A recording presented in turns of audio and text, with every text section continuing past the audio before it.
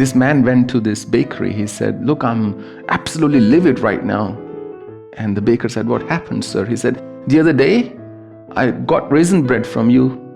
And when I went home, I opened, instead of the raisin, I found a fly in one of the slices. I said, sir, don't be angry. Get the fly back. I'll give you a raisin for it.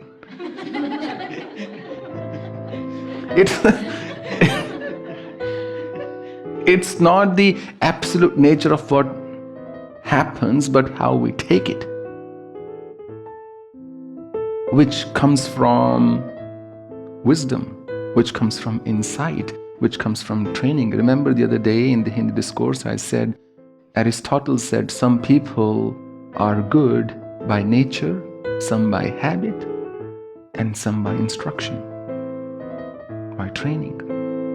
You can train yourself to be calm.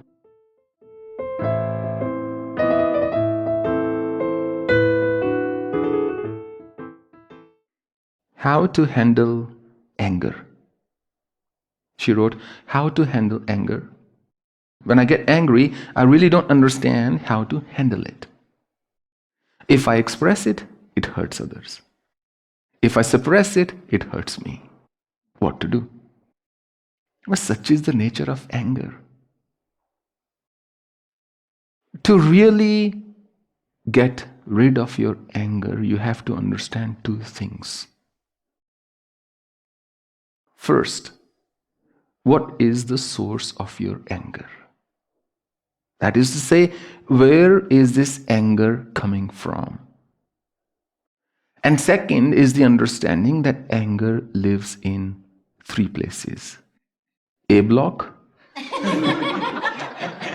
L block, and dining hall. Okay? Just joking. Do we have A block here? Okay, we have an A block, all right. So the thing is, you have to understand, where is my anger coming from? If you understand the source of your anger, then you can go to the root of it. Otherwise, your conscious is that infected tree where many insects are eating into the various leaves the tree has.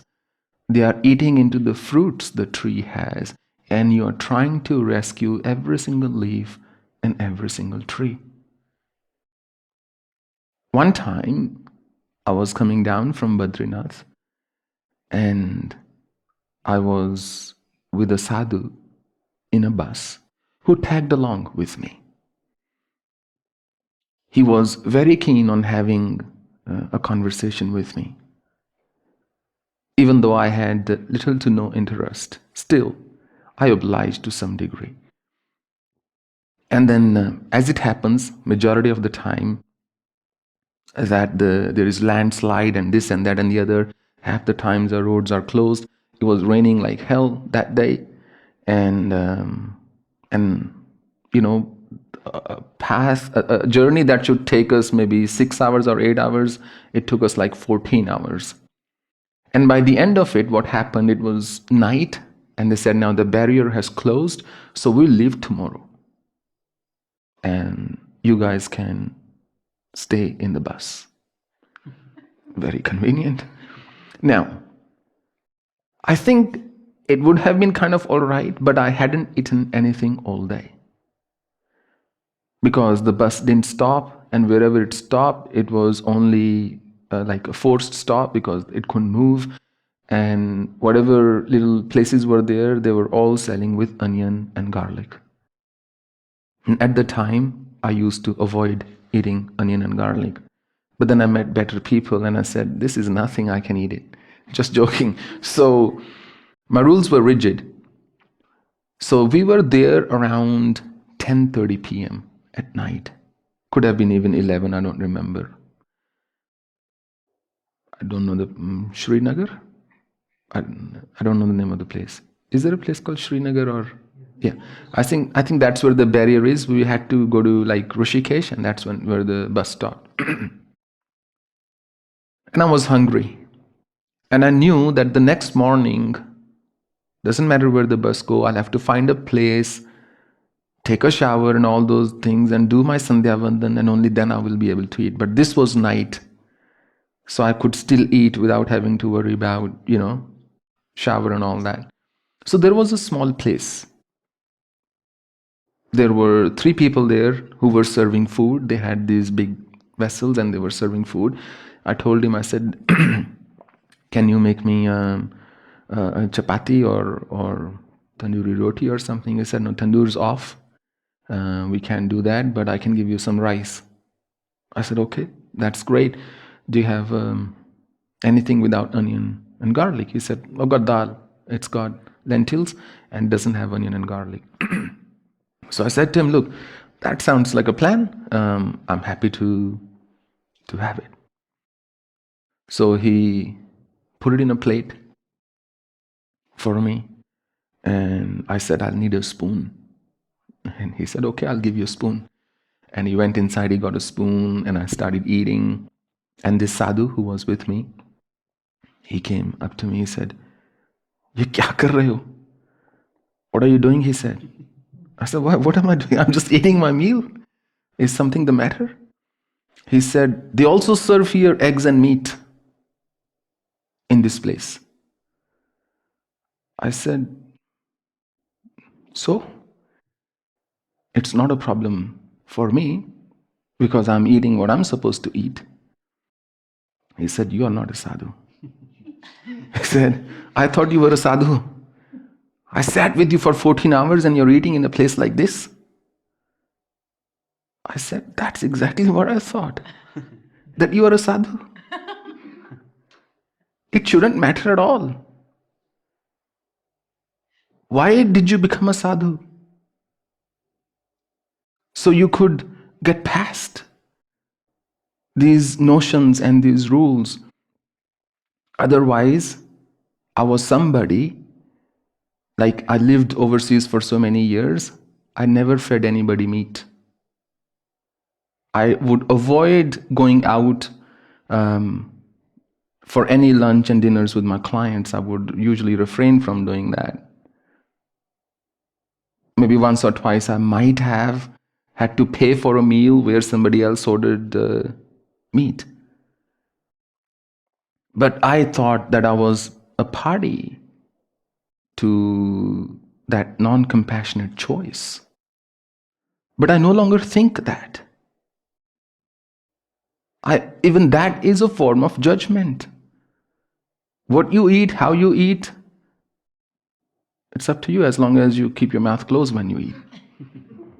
Right? We don't want others to see what you're eating while you're eating. Do you see what I mean?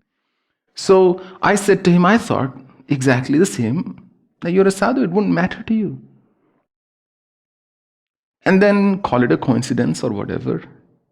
Immediately, out of the blue, a sadhu came there. He certainly wasn't on our bus. I don't know which bus he was on or if he just used to live there.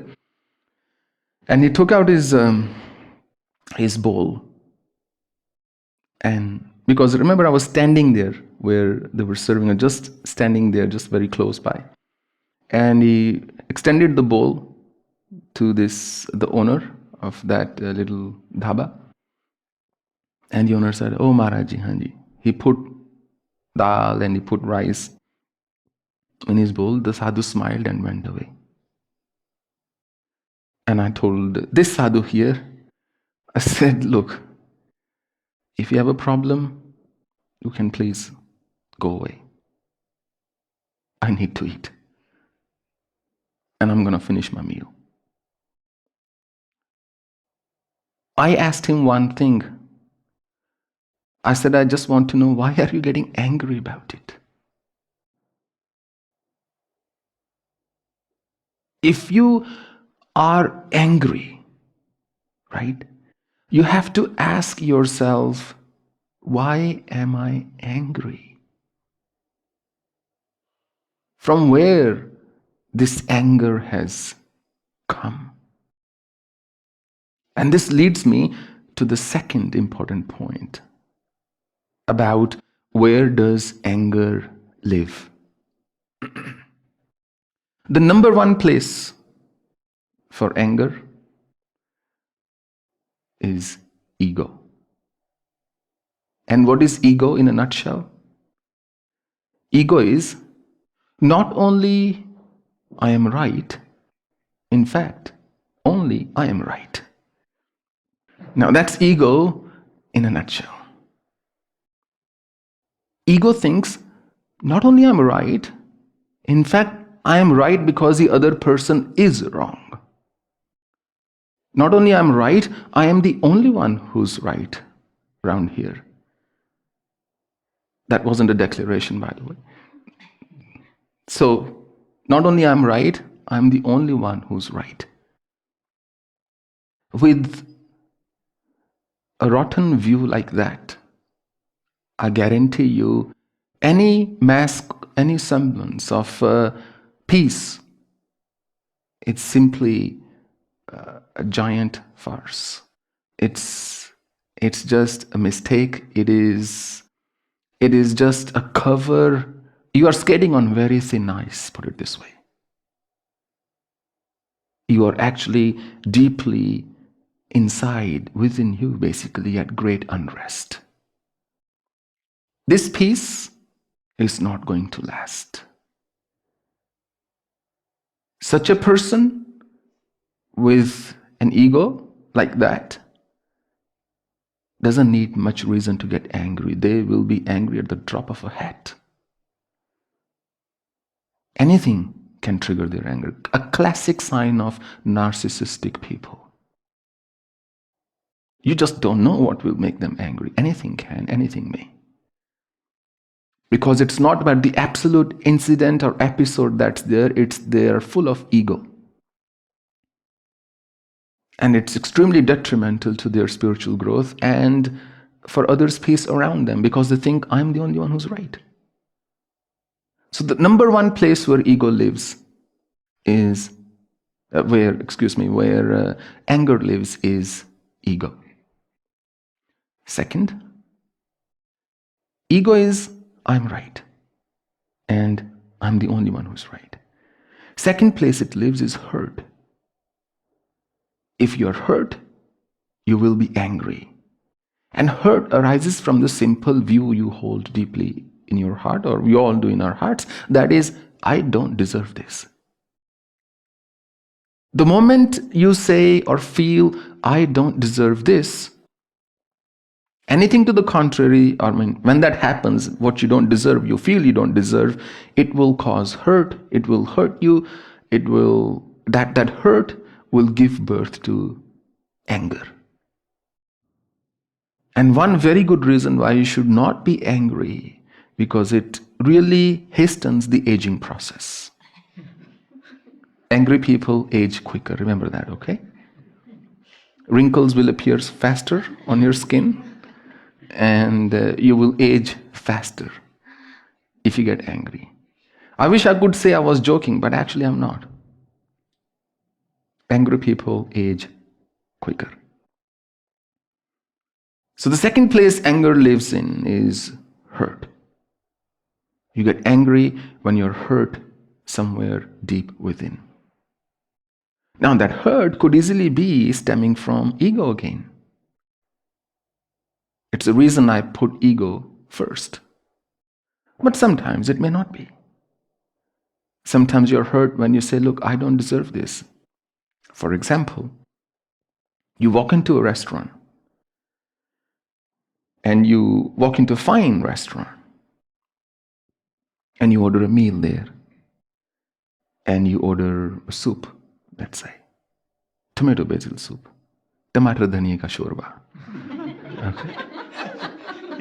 Now you dig in, what you thought was coriander actually was a fly. Now you're angry because clearly you don't deserve this. You've paid for it. You've made a commitment, I will pay a decent amount of money to have this nice meal, but what you got served there is not nice. This man went to this bakery. He said, look, I'm absolutely livid right now. And the baker said, what happened, sir? He said, the other day, I got raisin bread from you. And when I went home, I opened, instead of the raisin, I found a fly. in one of the slices. I said, sir, don't be angry. Get the fly back. I'll give you a reason for it.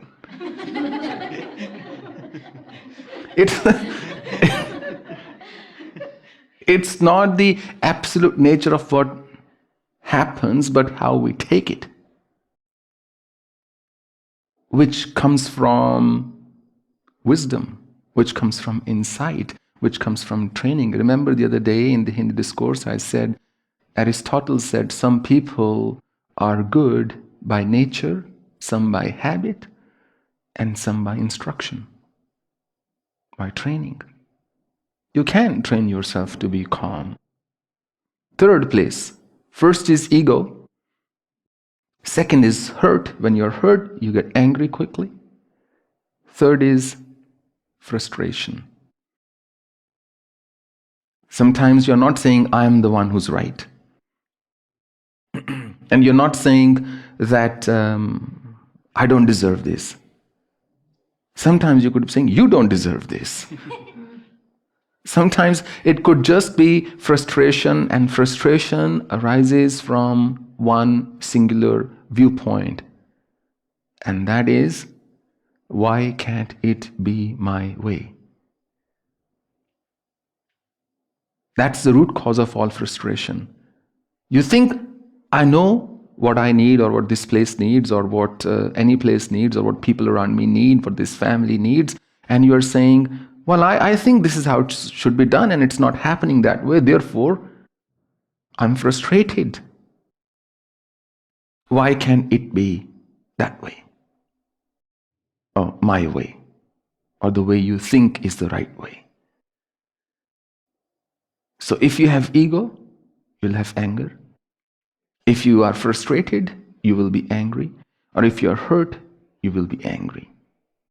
And the next time you're angry, you've got to ask yourself, am I angry out of my ego? Or because I'm hurt? Or because I'm frustrated? Either way, remind yourself, nobody cares. Either way, remember the solution is a change in perspective. Not only you have to remember to mind your own business, remember mind is your only business. As they say, it's always mind over matter. If you don't mind, it doesn't matter. And if you mind, first time around, second time around, people might say, look, what's the matter? Third time around, they'll say, what do we care? So not only you will lose the privilege of perhaps being extended that support that you once wanted or required or wished for, you actually also lose your respect. And remember, I spoke about it a while back, that forgiveness and reconciliation are not the same thing. When you forgive somebody, that doesn't mean you've also accepted their conduct or behavior. If I say to somebody, I forgive you, I'm not saying, look, go ahead and do what you did the other day again. I'm saying, listen, I won't hold it against you. I'll wipe it clean and I'll give you a fresh start. But by no means it means that, look, it's okay, don't worry, do it again, and once again we'll have an argument over it, and once again we'll start fresh. That's the worldly way. When you're angry, you've got to ask yourself, where is it coming from? And why am I angry? Ego, hurt, or frustration? Because it may seem that way, that anger is our natural state. It's so easy to get angry. The truth is, it isn't. This disciple went to his guru, said, I'm really, really mad. Why? Guru said. He said, I get angry all the time. He said, so you're angry because you get angry? He said, yes, I'm angry because I get angry, and I'm angry that I don't know how to get rid of my anger. And Guru said, very easy it is. Show me your anger. I'm not angry now, Guruji, he says. He said, why not? Show me, then I will see how bad it is, what to do about it. I can't just show you my anger, he said. It comes when something happens. Oh, so you can't summon it at will. That means you can't angry on demand. You can't say, all right, 6 o'clock, I better get angry now. Something triggers it. So if you can't get angry whenever you want, that means it's not your natural state. Breathing is one of your natural states. Whether you want it or not, you're always breathing. Thankfully for some, I say. So, anger is not your natural state, the Guru said that means. Which is to say, find out what causes it. Or who causes it. And then you resolve it that way.